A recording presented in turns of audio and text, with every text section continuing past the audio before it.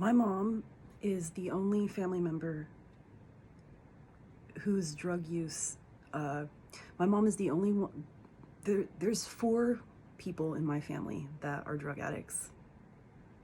And my mom is the most consistent in owning up to it and being very honest with me about it. To my knowledge, she's only lied to me one time about her drug use. And I totally understand why she lied. It was, after that thing that happened, she said she quit. Um, I understand. I feel like my mother is very honest with me about that, and I'm very grateful, right? And I used to tell her, fuck it. I want some of those drugs. I'm gonna become a drug addict too. And she'd say, you're not, no. And it's stupid, but that's how I knew my mom loved me, right? And,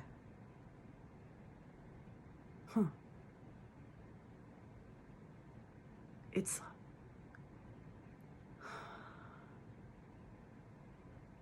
I would go and I would hang out with some of their friends, and they were always moving around, you know, getting kicked out or evicted, Meanwhile, my mom has a house here in Houston.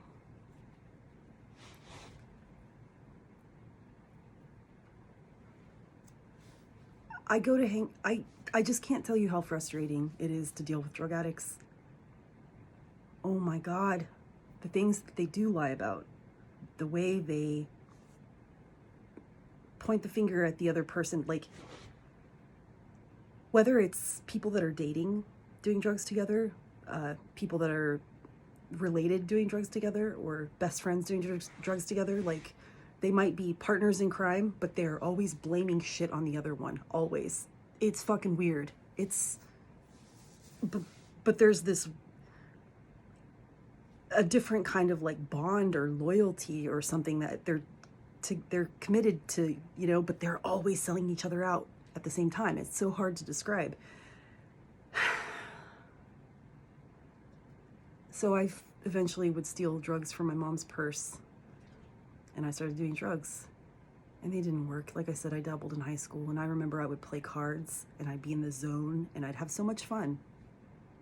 And I thought, drugs is how I sell my house, I'm going to be able to get in the zone. I would go there and I would just cry and cry and cry and stare at the wall and cry and cry and cry. And if I got anything done, it was at such a slow-ass snail's pace, it was pathetic. They didn't work. I had convinced myself for a brief time that they helped me write, at least. I can't say that they didn't have an effect on me, because, for instance, there was this time where, and it was like the first or second time, because it had been 20 years. I mean, I was trying to remind myself it's been 20 years, right? But I was like, I couldn't think, I couldn't talk, I couldn't move. I was just sitting there staring at the wall in a totally different way than I used to do when I would go to my flooded house. Like, that was like, woe is me, reminiscing, and, but this was like, jarring is the best way I could describe it. It was, I thought maybe I did too much. I don't know. But I didn't lose my appetite. I've always had sleeping trouble, I sleep a lot these days, but I've always had sleep trouble. They didn't keep me up. Like, I would do drugs and go to sleep a couple hours later, just fine. That doesn't make sense if you are familiar with drugs. Speed, meth. I would eat. I didn't lose a fucking pound. Not a fucking pound. But I knew, like I told my aunt, I'm going to keep doing them. I'm going to keep trying, because I'm fucking desperate. I'm so desperate to connect to these people.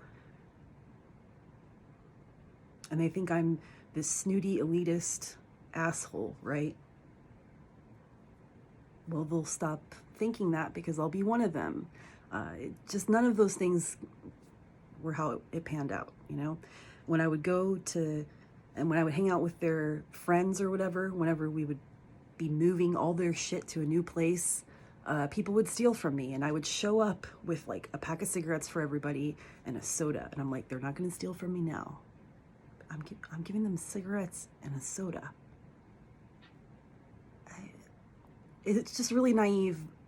All of it is really naive. My expectations and the logic that motivated me to give a valiant effort to becoming a drug addict. I mean, there are a lot of reasons I decided to do drugs. Drugs didn't work out the way I had hoped for any of them, right? Most importantly,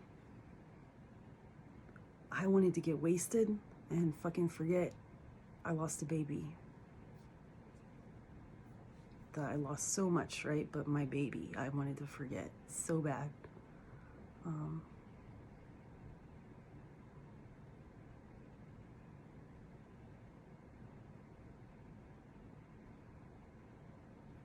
Like I said, I would never have gone to my Aunt Jan in a million years. She just caught me crying.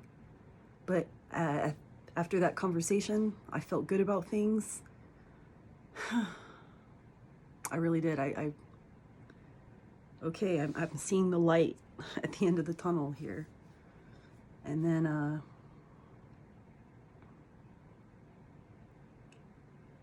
I would piss off Aunt Jen.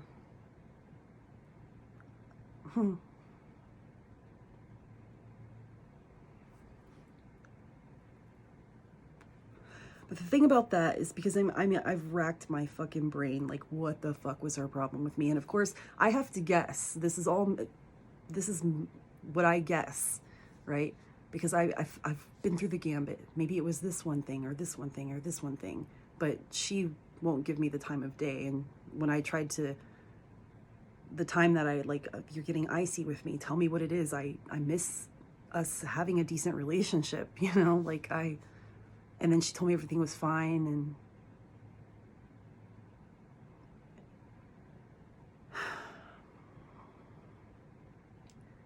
And but yeah, so there was this time where